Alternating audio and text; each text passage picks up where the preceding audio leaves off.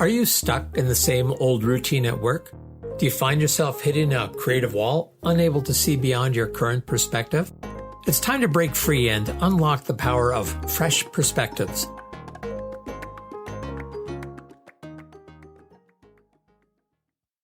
David Guthrow, Discover Fresh Perspectives today with Robin O'Grady. Welcome, Robin. Thank you so much. I am so happy to be here. Robin, you had indicated that talking about wellness and resilience, the combination or those separately, was what you would like to explore today. So how do you see those two fitting together? Well, I think that they really fit together because I think that a lot of times when we are looking at the word resilience or the idea of resilience, it is coming at a time and a place when we don't actually really want to think about being resilient.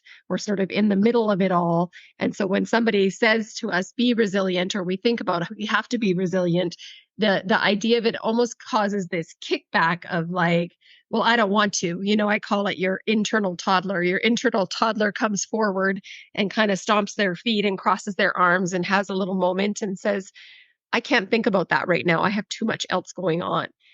I think the same thing happens with wellness. It just becomes this state of overwhelm. And so in both of those cases, if we're thinking about being resilient or we're trying to think about taking care of ourselves, the idea of it is so overwhelming because everything else is just taking over our lives. And so when we come to a place when we need those things, it feels unattainable, unreachable.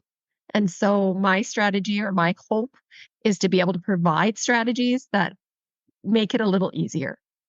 So let's back up just a little bit because not everyone listening to this may have a common definition of resilient or wellness. So maybe you could just define what you mean by resilient, and then we'll do the same thing for wellness and then see what some of those strategies are. Okay, sure. Yeah. Resilience, I think, is really just your ability to overcome hard things. It's your ability to come through the other side and be okay, and maybe even better, and Oh, move forward from it. Wellness, in my world, encompasses a lot of things. It really comes down to you get one body to work with for the whole of your life. And it has your brain, it has your heart, and it has all of your functioning pieces. You need to take care of it. Otherwise, you're going to end up taking care of illness later, and that's not better. So what do you suggest to people to be either resilient or to be well? I mean, well, first of all, I said in your world. So maybe you could just say a little bit about what your world actually is. Oh, sure. Right now, my world is that of a professional speaker and a fitness professional, and I spend my days working with people on these things and really bringing them there. I come from a very long history of needing some resilience and some wellness myself. Grow up with a single mother and a less than healthy family dynamic. And so coming through and out of that really took some feats of mental and physical strength. And so I really feel as though the things that I learned for myself, but then having moved into the world of fitness, that I learned in watching miracles happen every day for other people have given me this unique perspective and an opportunity to provide some information to people from a different perspective that can sort of help them not just climb out of the well, but to have me come down into the well and help them get out. So how do you actually do that? When you have people like you must have people that say, "Oh, Robin, not today. I'm just going to skip today. Can we do it again next week or whatever?" Like those that are at a time when you first started out speaking, people usually don't. The time when they most need the resilience and wellness is not the time that they come rushing to embrace it. So how do you get people to Well, to do exactly that, to embrace it, to decide that no, today I do need to be well. Today I do need to be resilient. Because I mean, just telling people you need this probably isn't going to do it. So, what are some of your tricks or techniques? Yeah, it doesn't do it at all.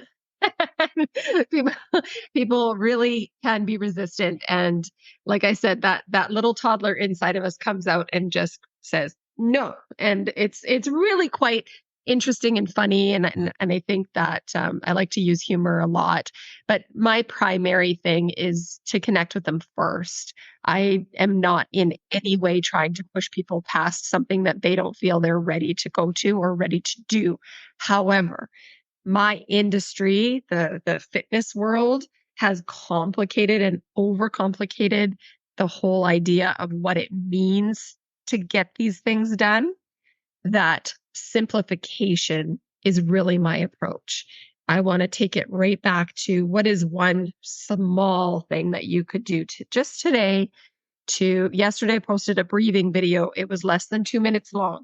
What is one small thing that you can do just today to lean toward a better caring for yourself and to see that there is 1 minute and a half in a day that you could target toward putting something towards yourself. And if you feel even though you can't do that, then I'll wait. I'll wait for you. I'll be here on the sidelines cheering you on and giving you accountability when you want it. I'm not trying to push people out of a space that they're not ready to come out of yet. So you're really in their corner, and like you said, meeting them where they are at. Just that for so many things, the relationship seems so important. To build trust and know that it's not just about, oh, I get paid if you do this. No, it's how I can help you be better, and not for me, but for you. Yeah, I'm a very patient person. And I always tell people once you come into my circle, you don't ever get out. Oh. You're stuck with me one way or the other. So you might as well just let me help you. So making people feel good about being trapped, that's quite a skill. And so what do you do? So you said you speak and you're in the fitness world. So how do you balance those two, Robin? Well, this is part of taking care of myself. Not that long ago, I had somebody uh, say to me that they thought I was doing too much outside of work and that I had too many hobbies or playthings on the side. And I actually didn't even have to defend myself in that moment. I had another peer sort of peek their head out of an office and say, "Why would you take away the things that she loves?"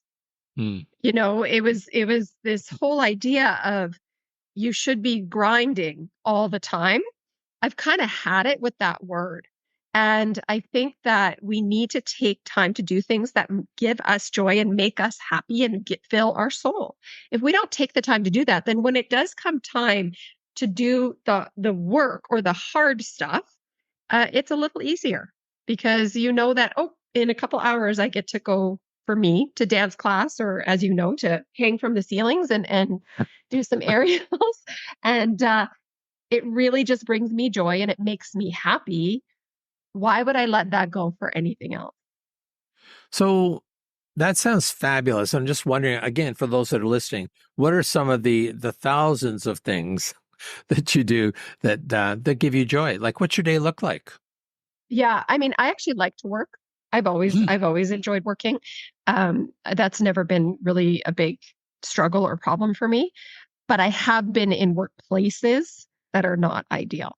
And so even in those cases and in those times, I have found that fitness is there for me, dance is there for me. And in the recent years, the last 3 years, I have found aerials, and I'm really really loving that as well. Sort of circus arts, and it's really fun. And honestly, I have no business doing any of it because I'm a very busy person, but I make and I find the time. You prioritize the things that matter to you. And so now you said aerials. Not everyone may know what you mean by aerials. Yeah, you might have seen on Cirque du Soleil, things like that. You see the people on the silks hanging from the ceiling, or Mhm. sometimes it's a hoop that's hanging from the ceiling. And that's the most basic thing I could say. The Greatest Showman. when they were up in the air, you saw Zendaya flying through the air on a stone. It's that. Oh, okay, okay. And and some people, I think sometimes just starting is the most important thing to do, right? Just whatever it might happen to be. So if someone just wanted to start at developing their resilience or becoming more well, I mean, well, wellness as a term has been around for many years. I remember when I was working for Wilson Learning many years ago, 1979 to 1981, they had wellness programs. No one knew what it was, Sure. right? But now wellness is everywhere. But if someone wanted to get started, and so they're a busy person, they tell themselves that they're not athletic and that they don't have time. What are some things that someone could do just to get started? Here's the thing. We know that it's necessary. It is not a secret. I am not out here shocking the world. We know that we have to take care of ourselves. But the idea that we have to go to the gym 3 to 4 times a week to get that is ridiculous. The idea that you have to pick up a dumbbell in any sense of the word is actually ridiculous because you don't have to do any of those things if you don't want to. There are dozens and hundreds of ways that you can just move your body a little bit more than you are today. And I would actually say that on the other side of it, there are some people who are doing too much on the physical side and overdoing it, and they have to pull back a little. But there's this pressure or this idea of what it looks like. It doesn't look like anything. It looks like what is right for you. So the first step is to just stop for a second and maybe have a conversation with someone like me and hash it out and just decide, I really love to walk my dog. I enjoy that time. It's really important to me. I listen to an audiobook and I go for a walk. Maybe that's one person. I love cleaning the house. I know not everybody does, but there are people, believe it or not, that actually love cleaning their house. This is a great physical activity for you, you know? And so if you love that, great. Let's go. Let's build that in, but we're going to do so now in a more intentional way. We're going to do it on purpose. So are there other things besides physical activity that fall under the umbrella of wellness? Yeah, there is. Nutrition is one big thing that always is going to come up and is something that everybody's going to talk about. And so again, I will say that most of us, we already know what it is that is good for if you have a broccoli and you have a piece of chocolate in front of you, you're well aware which one of those is going to fuel your body a little bit better. And when you sit down and eat the turkey dinner and you have to undo the button, we all know that this is not ideal for the health of your body. So it's really just separating the idea of food. We just actually just talked about this on a call this week. It's separating the idea of food as needing to be an emotional thing, but also allowing it to be an emotional thing. Again, we just have to simplify. If I'm out for dinner with my friends and we're having an amazing time, and we decide that we're going to have a couple drinks and maybe we're going to have some dessert as part of that meal, that community is being built around that food. And so it creates an emotional connection for us. In that case, eat the food, have the drinks, enjoy yourself, enjoy those people that are around you, because that's really what you're building in that moment. But if you're home alone and you're sad or you're stressed out and you are going to your refrigerator to solve your problems, you need to take another look and think about what's happening in that moment. You need to come out of your lizard brain, out of your monkey brain, come up to your conscious brain, and then consciously and on purpose, just make a better decision. And again, so for most of us, it's about every day, just small things that can make that change for us. In some cases, it's portion. Maybe I don't need to eat all the things. I can have a little bit and still feel satiated and satisfied. But disconnecting that emotional connection is something that most people are really struggling with. So Robin, you teach classes, is that right? And do you also do coaching? I do. Yeah, I definitely do. So can you tell just a little bit of, what's the difference between those two? So let's say you're coaching me as opposed to I just attended one of your classes, which I'm sure would have been a lot of fun. Yeah, the classes are very structured and generally around a physical thing. I do talk about these sorts of things during my class, and we have good conversations when we can, but mostly we're taking an hour to do a workout together. So that's a very specifically structured situation. The coaching is much more personalized and much more about you as a person.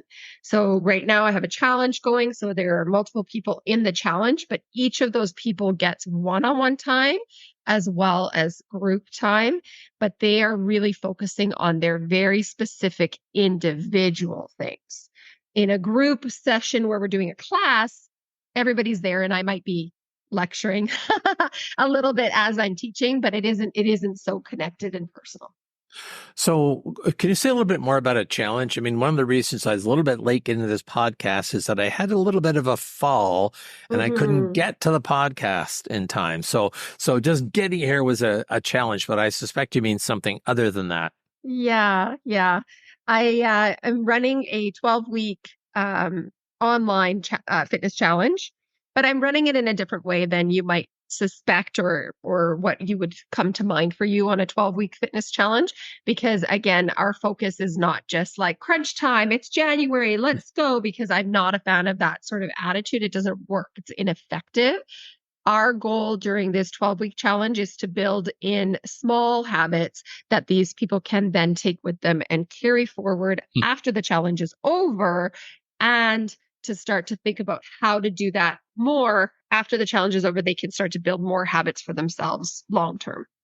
Okay. Well, that Yeah. sounds like fun. Yeah. And do you find that there's a difference when you talk about resilience and wellness between men and women? I don't know that there would be, but I'm just curious if there is a difference in terms of attitude and when you find when you're working with both genders or You any know, it genders. And I know Yeah, it's it's a really interesting question, actually. I think, of course, there are differences. There's always some differences, but mostly it's in attitudes, but the pressures that they feel societally that come because of that, whatever gender they happen to be today, um, the pressures that they are getting from society are a little bit different as far as work, as far as the expectations of the home. And but in the end, it all comes down to the same thing. And we're all still living in our same human body. It still comes down to building from a space of taking the time to recognize that we need something.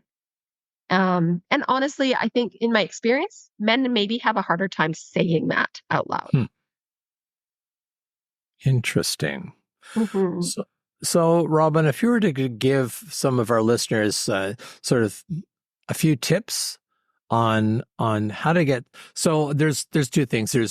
There's tips on how to get started and some suggestions on when you've been looking after your own resilience and wellness for quite a while, but you're starting to feel ground down.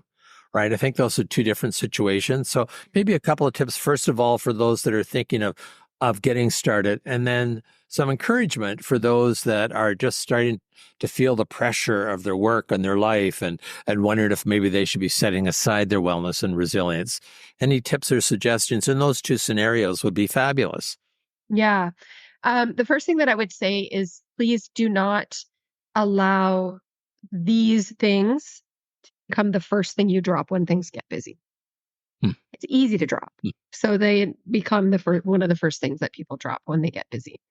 Um, Bring yourself to a moment, give yourself a half an hour at the end of your day, at the beginning of your day. Wake up a little early or stay up a little late if you have to on a weekend. Half an hour. Get a piece of paper and a pen. And I know it just depends on your age maybe, but I am a big fan of pen on paper. And but if it's computer for you, fine, whatever. Get yourself a document and a tool to write. Okay. So it could be a keyboard or a pen. Don't think about anything. Just start writing. Hmm. Just start writing. Give yourself a really great big opportunity, half an hour to just brain dump. Just get it out all on paper. You're going to reveal a lot of things about what's going on with you in the moment right here, right now. Once you start to bring that out, it brings it up to that awareness phase. When we're in our awareness phase, that is when we can make sustainable and real change. We block and we defend and we push down as a protective thing. We do all of those things because we still have to get all that stuff done. It still has to get done, regardless of how we feel about it. But if we can bring it up to some awareness, so brain dump first, then I don't care if you ever look at that again, but it will bring to mind some key points for you. And it could be that your nutrition is in the garbage right now.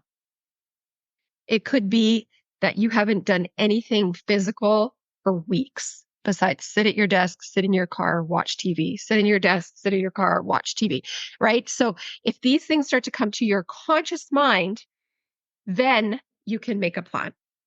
So that's one, get it up into your conscious mind, brain dump. Two, pick one thing. Only one. Stop overwhelming yourself. Oh, it's January. I'm going to go to the gym 6 days a week and I'm going to change all of my nutrition and I'm going to spend more time with my family. Like, it's too much. So just choose one thing and focus on that one thing and give it a good month. Just focus on that one thing and give it a good month of actual intentional focus. To do that, you've got to use your calendar now. Okay. Most of us are doing that on our phone, but I know actually there's a few speakers that we both know, David, that still use a book. So whatever you've got, please, once you've decided what your one thing is, put it in your calendar because we live by our calendar. Once it's in your calendar, you're not allowed to walk it past. If you decide that you're going to walk for 10 minutes a day, you are not allowed to get through the day until you've done that walk. But make it small so that it is achievable. Don't go crazy. 2 hours a day, I'm going to go to the gym. This is not attainable for most people. A 10-minute walk, I can do right before I go to bed. Right? So build it into your calendar. Make sure it's a small bite that you can achieve. Do that for a month. And then pick one other thing and add it on. We don't have to do everything at once. It's crazy. Who thought of that? Whose idea was that? So I know that one of the things that I sometimes, and it's crazy listening to you, but I feel it more strongly now than ever, is feeling guilty about not doing enough. Yeah. Like I usually walk our dog. My wife and I walk our dog first thing in the morning.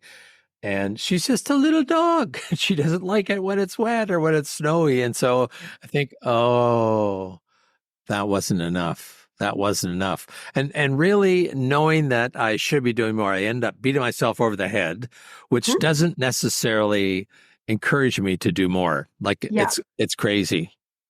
Yeah. You know, I had a really great conversation with my participants in the challenge yesterday or day before. And I wrote a post and it's going to go up tomorrow. So check out on my social media. But overachievers are often not achieving as much as steady state people. Because overachievers go up and then they crash. And in that crash, you lose time. We are always doing enough. We don't need to beat ourselves up. You're doing what you can do. And if you go up and down and up and down and up and down, you are getting far less done than this person. It's the turtle in the hare, right? It's the turtle in the hare. Or the tortoise in the hare. Somebody's going to correct that, but you know. No doubt. No doubt. Yeah, it's one of those overachievers. Well, yes. Well, Robin, thank you so much. I know what I'm going to do when I get off this this podcast. In fact, I see my chubby little dog just sleeping on the couch there because I'm working at home today. But I'll be getting out, and in spite of the lack of desire to get wet, she's going to get wet. Okay. And yeah, thank you so much. I've been here with Robin O'Grady, just talking about resilience and wellness and the importance of both of those and how, wherever we are, we can do more, but not to overachieve, just to do something Find the on that balance. path. So thank you so much, Robin, for being with me today. Thank you so much. It's been a pleasure. And this is David Guthrow, Discover Fresh Perspectives, signing off. Can't wait until the next one. Thanks again for listening. Subscribe now, because on Fresh Perspectives, every episode is an opportunity to explore new horizons and redefine what's achievable.